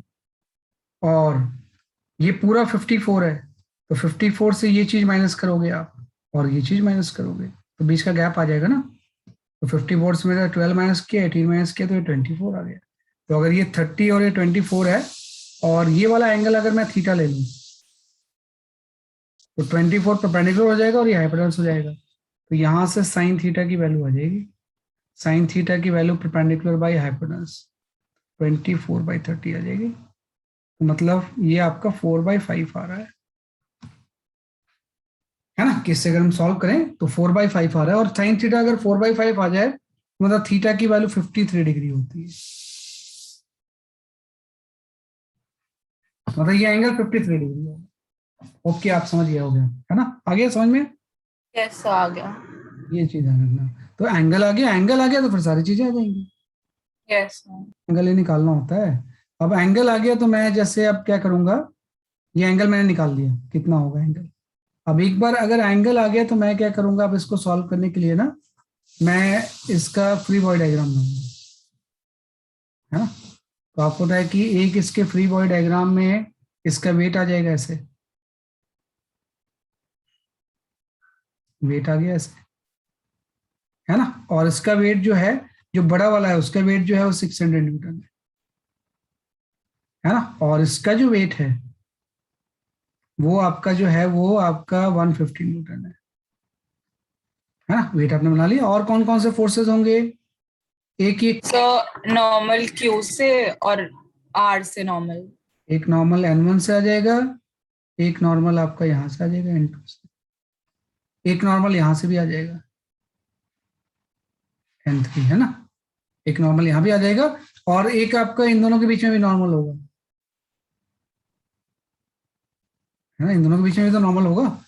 Yes Yes. N1 निकालने के लिए उसकी जरूरत नहीं है आपको, N1 तो ऐसे ही आ जाएगा कि अगर मैं पूरे को सिस्टम ले लूं तो इनके बीच का जो नॉर्मल होगा वो तो इंटरनल हो जाएगा। तो एक 150 लग रहा है, एक इसका वेट आपका 600 न्यूटन है, दोनों को क्या बैलेंस कर रहा है आप देखो, N1 ही तो बैलेंस कर रहा है। बाकी सारे फोर्सेस तो हॉरिजॉन्टल हैं, हॉरिजॉन्टल फोर्स कभी वर्टिकल को बैलेंस नहीं कर सकते हैं। सो बट नॉर्मल का कंपोनेंट मतलब जो ए स्फीयर से जो नॉर्मल का आ रहा है कंपोनेंट वो भी तो वर्टिकली। तो वो वर्टिकल आएगा, लेकिन वो वो एक्शन अच्छा वो कैंसिल हो जाएगा ना, समझ गए हाँ। वो इंटरनल हो जाएगा। जैसे अगर ये इसके ऊपर एन लगा रहा है, उतने इसके ऊपर भी तो लगा रहा है ये, तो अगर मैं दोनों को सिस्टम ले लूंगा तो वो वाला नॉर्मल तो कैंसिल हो जाएगा।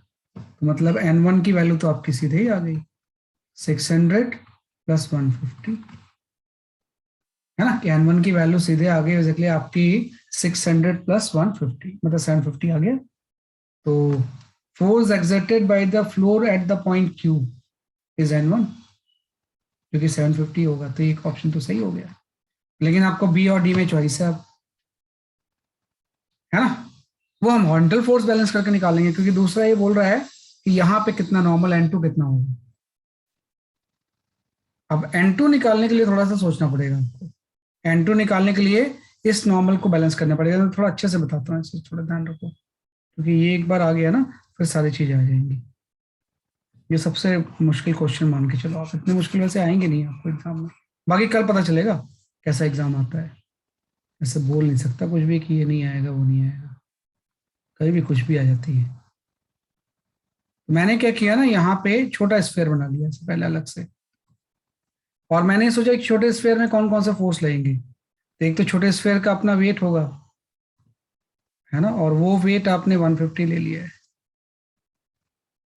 एक आपका इस छोटे स्फेयर पे यहां से नॉर्मल लग रहा है ऐसे, इस तरह से। इस नॉर्मल को मैंने एन ले लिया सिंपल सा।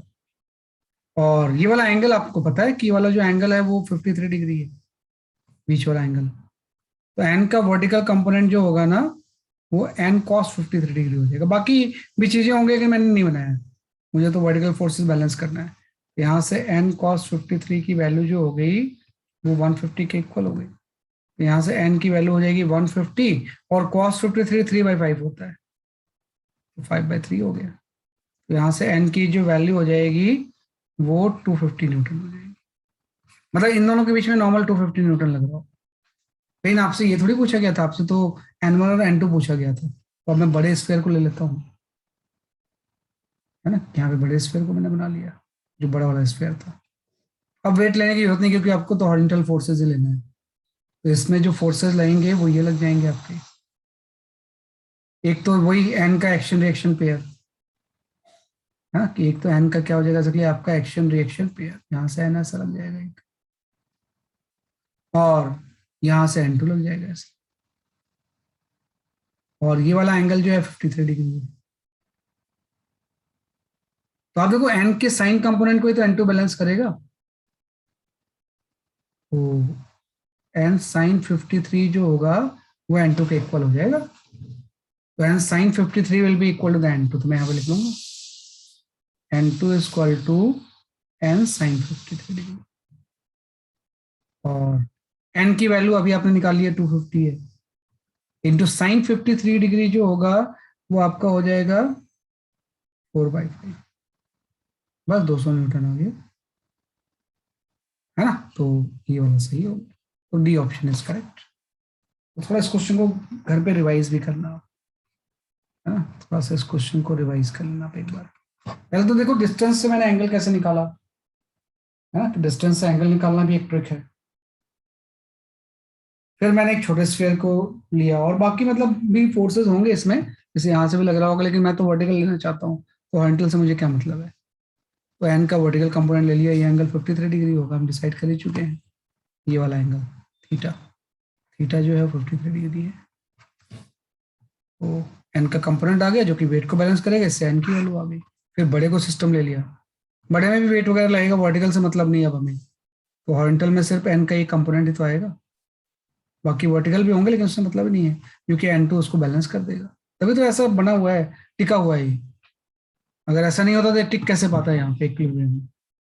इक्विलिब्रियम का मतलब ये सारे फोर्सेस बैलेंस हो रहे हैं, तो यहाँ से आ गया, यहाँ पे वैल्यूज पुट की 200 आ गया, ये 750 एंड 250 आ गया, तो D option is the correct, है ना। डी ऑप्शन आपका क्या होगा, बेसिकली आपका सही होगा आंसर में, ठीक है ना।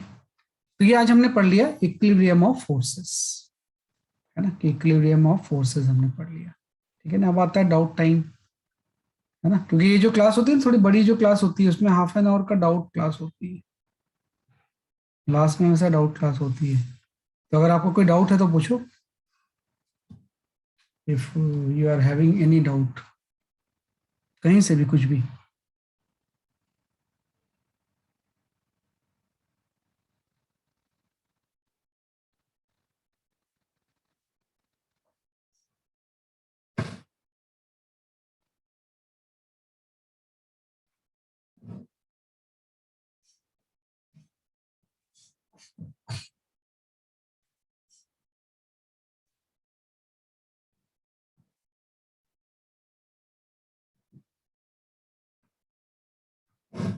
है ना, कोई डाउट है बेटा आपको, किसी को भी कोई डाउट है? कोई नहीं, अगर आज नहीं बना पाए ना, नेक्स्ट क्लास से बना के लाना पूरा, यस सर। नेक्स्ट सैटरडे को ना। कल तो नहीं होगे डाउट, कल तो 1.5 घंटे की क्लास होती है, तो कल तो हम थ्योरी पढ़ेंगे। सैटरडे को जो लंबी क्लास होती है उसमें डाउट्स होंगे, तो नेक्स्ट क्लास से बना के लाना, है ना, कि भाई ये मुझे पूछने हैं क्वेश्चंस, या तो पहले ग्रुप में सेंड कर दो या यहीं पे पूछ लो, कोई फर्क नहीं पड़ता उससे, है ना। तो नेक्स्ट क्लास में ध्यान रखना कि लास्ट के 1 आवर में डाउट क्लास होगा, है ना? चलो फिर जब डाउट नहीं है तो वी ऑफ द मीटिंग, है ना। तो दैट्स ऑल फॉर टुडे, आज के लिए इतनी काफी है। बाकी कल हम पढ़ेंगे मोशन ऑफ कनेक्टेड बॉडीज, कल का टॉपिक भी बहुत इंपॉर्टेंट है। आज तो इक्विलिब्रियम पढ़ लिया हमने, कल हम पढ़ेंगे motion of connected bodies, connected bodies ये हम पढ़ लेंगे, है ना। इक्विलिब्रियम के बाद motion of the connected bodies आता है, right. That's all for today, bye bye. Thank you sir, bye sir. Thank you. Bye bye.